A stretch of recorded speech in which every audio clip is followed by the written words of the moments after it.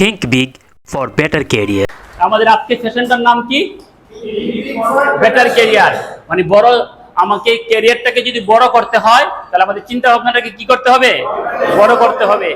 তো আমাদের ক্যারিয়ারটাকে বড় করা বলতে আমি যেটা মিন করি, যেটা বুঝি, সবার শেষে আমার একদম সব কথার শেষ কথা কি? আমার টাকা ইনকাম বাড়তে হবে না?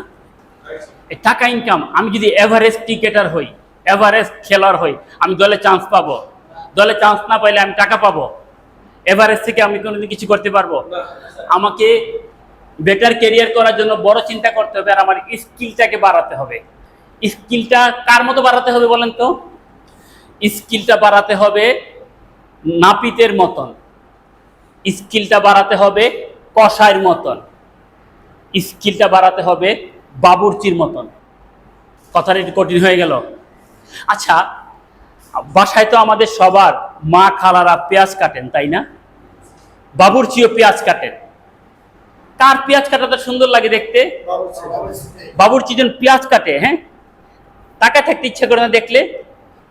কসাই যখন গরুটা ছিলেন, চামড়া ছিলে মাংস কাটেন, আর আমরা যখন স্বাভাবিক সাধারণ লোকজন করি, কোনো পার্থক্য খুঁজে পান? কষাইটার মধ্যে কি অন্যরকম একটা সৌন্দর্য লাগে না মাংস ধরলে? এবং দেখবেন অনেক কষাই কুরবানির সময়ে এক বেলায় 3-4টা গরু নামিয়ে ফেলে।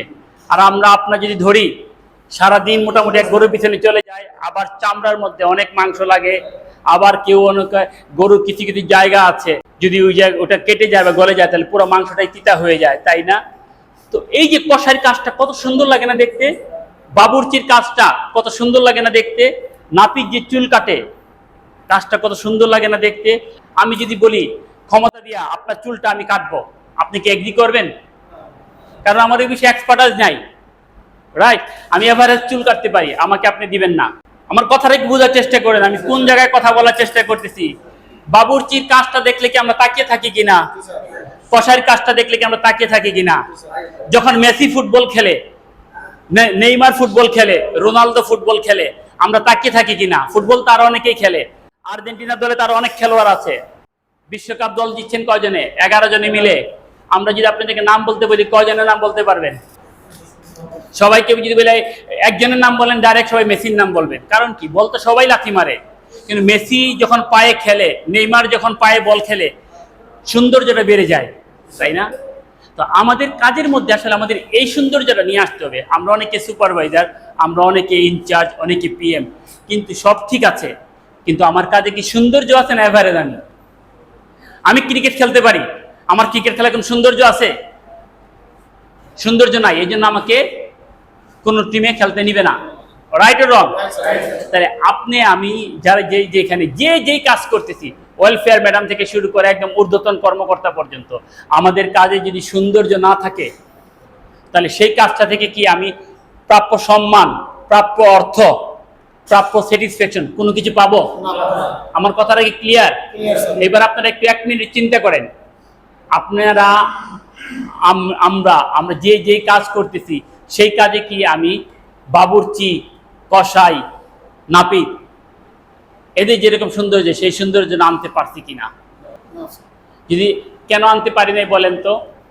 আমরা সুপারভাইজার, ইনচার্জ যেভাবে হয়েছি না, আমরা সময়ের সাথে সাথে আমরা গ্রো করছি, কিন্তু নিজেকে আমরা ডেভেলপ করি নাই। যে ছেলেটা স্টুডেন্ট টিমে চান্স পেয়েছে, সে নিশ্চয়ই অফিস শেষ করে কোনো না কোনো সময় সারা বছর সে ক্রিকেট খেলে, শুক্রবার দিন খেলে, সুযোগ পেলে তার মাথার মধ্যে থাকে কোথায় একটু ক্রিকেট খেলা যায়, রাইট অর রং? আর যে চান্স পায় না, তার মধ্যে ওই রকম আগ্রহটা কাজ করে নাই। তাহলে উপরে উঠতে গেলে কি করতে হবে? আমার কথা মেসেজটা ক্লিয়ার? আমাদের সবার কি দরকার? টাকা দরকার না? তাহলে টাকাটা কিভাবে আসবে বলেন? আমাদের বাড়িতে কোনো প্রোগ্রাম হইতে গেলে 50 জন 100 জন লোক খাওয়াবো, আমরা চিন্তা করি না কোন বাবুর্চি মনে করে আবার 5-6 জন আছে, এর মধ্যে খুঁজি কোন বাবুর্চিটা ভালো। খেলোয়াড় অনেকেই আছে, আমরা আগে মেসি বা নেইমারের কথা চিন্তা করব, রাইট অর রং? আমাদেরকে কাজের জায়গাতে ওই দক্ষতাটা নিয়ে আসতে হবে। এটাই হচ্ছে আমার ট্রেনিং এর মূল কথাটা। আপনাদের মেসেজটা কি ক্লিয়ার? এটার জন্য আনতে গেলে কি করতে হবে? আমার ক্যাপাসিটিটা বাড়াতে হবে।